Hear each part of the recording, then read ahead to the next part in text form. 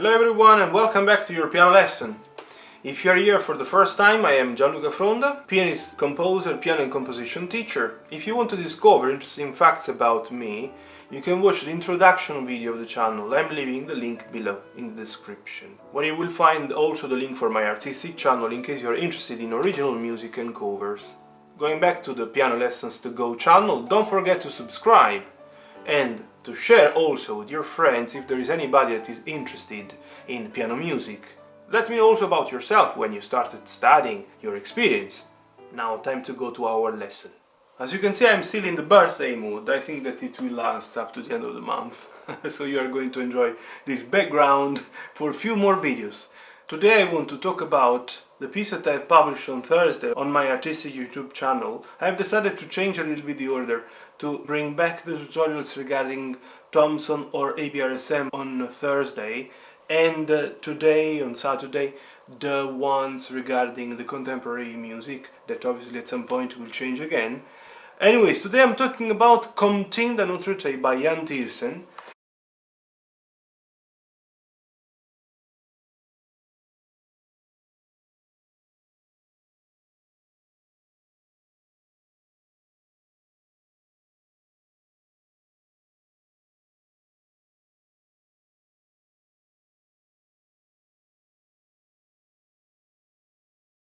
And I will explain how to study and how to play the piece, and I will also play it slowly. Obviously I'm using both books. For the video published on the artistic channel I've used the official book by Yann Tiersen.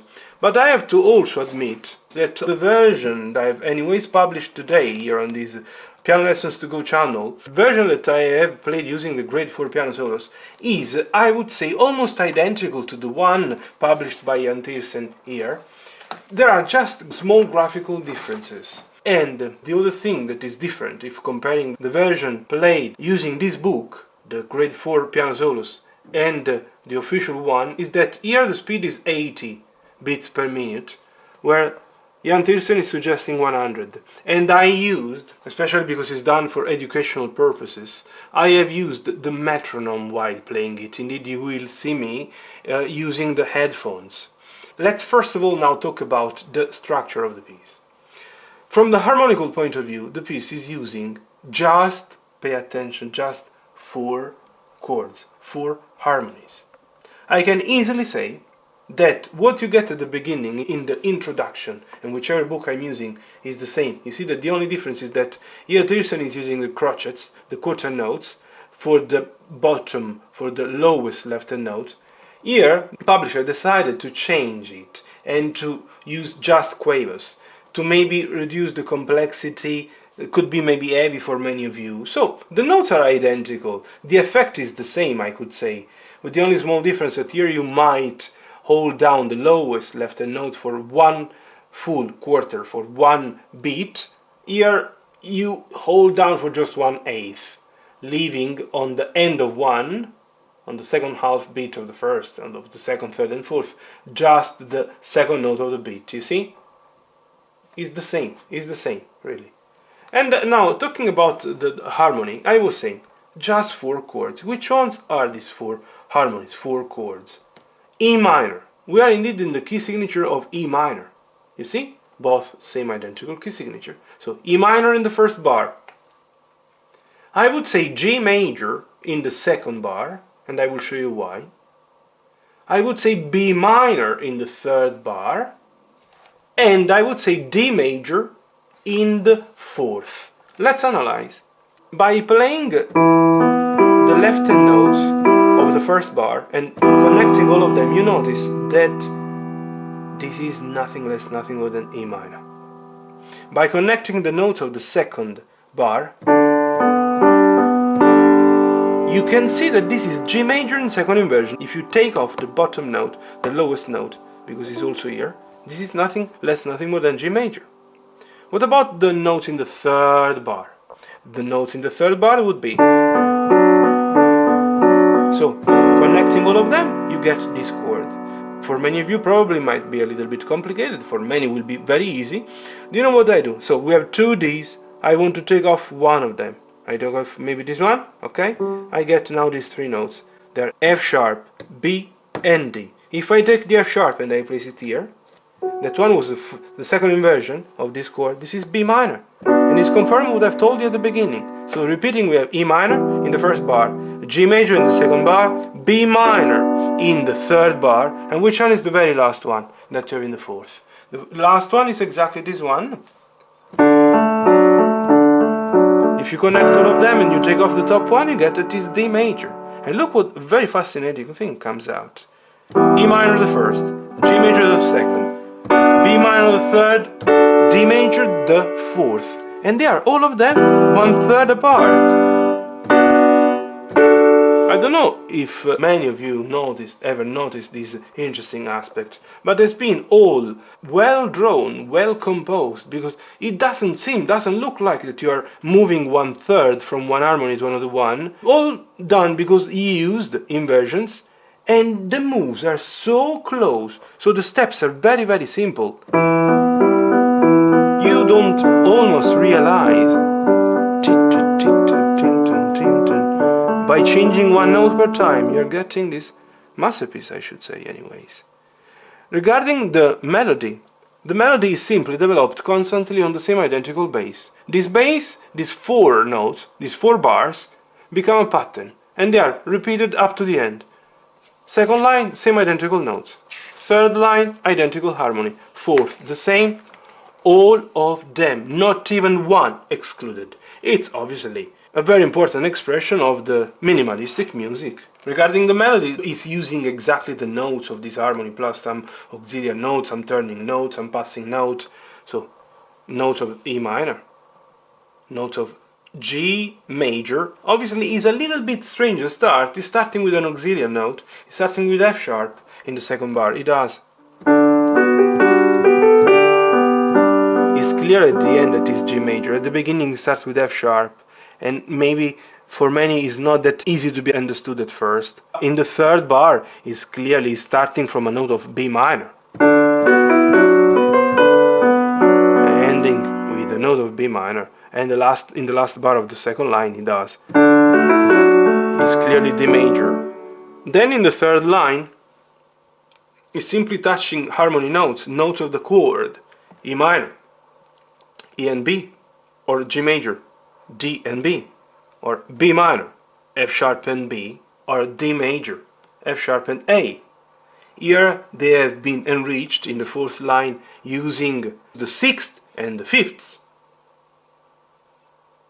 So he's really drawing the chords with a very interesting voicing, obviously not a very basic one, in root position. Same story in the version published by Grade 4 Piano Solos. And then, finally, something is moving, but anyways, these are nothing less, nothing more than broken chords with some melodic move, but very simple. E minor, G major, B minor, and D major. Obviously, you would need, I hope that you have studied a little bit of piano technique, because before studying this music you would need some interesting technical exercise for developing the sixths, the fifths, or the broken chords, the octaves, you see, because anyways they are drawn within the range of 1 octave with, in this case, with an E in between them. These are 2 Bs, the first and the third, at the distance of 1 octave, obviously. So you would definitely need some technical study. When this passage full of semiquavers comes back, is nothing less, nothing more than the same. So at the end we have just few elements, the bass constantly identical, the right hand having just few ideas. This one, these, it is a development of these, this one, and then you come back here to what you've done at the beginning, in the second line, simply played 1 octave higher, and then this is nothing less, nothing more for 4 bars than what you've done here in the third line, and then again the sixths, the fifths, here, same as you did here at the end of the first page, and again the same identical situation that you had here. From the graphical point of view, I said that the only difference is that here we are using crotchets for the bottom notes. Here the publisher decided to use just quavers. And the repeat signs are all respected. Also the last one, that at first seems to be different. No, it's not different. If you have, for example, the Grade 4 Piano Solos book, you will notice that there is a repeat sign with the first time and second time bar, but it's nothing less, nothing more than what you see here. Simply here I decided to write down all of them, to print twice the passage, obviously changing the ending first time and second time. But you see here we have 1, 2, 3, 4, 5, 6, 7, 8 bars plus the 9th at the end. And here anyways we have the same. 1, 2, 3, 4, then 5, 6, 7, 8, and then 9. So it's the same. For the slow performance, I'm going to use both books because they are identical, they are exactly the same. In this way I don't need to turn the pages. As soon as I will play this bar, I will jump exactly to this one. And then I will go up to the end.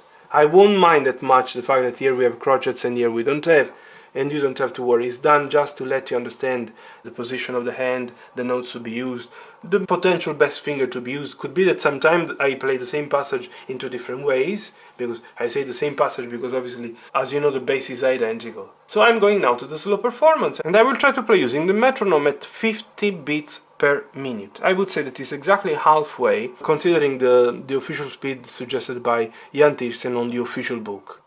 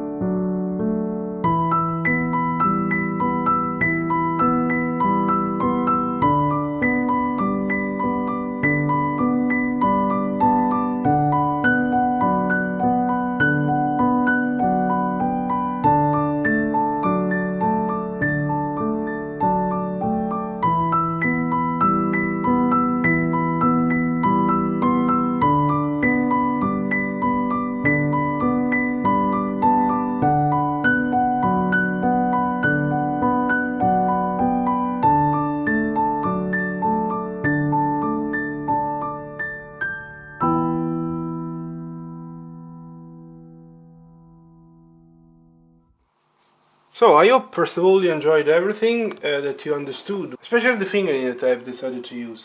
I want to tell you just one thing regarding a different fingering. In case you have this book, I would say the original one, the one published by Yann Tiersen. See here, Yann Tiersen is using 1-5 and 1-3. I have opted for a different solution. I have done 2-5-1-4, 2-5-1-4. But there are many other changes probably, because I kind of improvised the fingering. Now after many years, I have so much experience that I know how to find the best fingering in the last second. I hope I have clarified the most important things. If you have any question, obviously feel free to comment to let me know if there is anything else that you would like to know. Thank you very much to everybody that is subscribing to my channel, that is watching my videos. If it's the first time you're landing on my channel thanks to this video, don't forget to subscribe, and see you in the next one. All the best.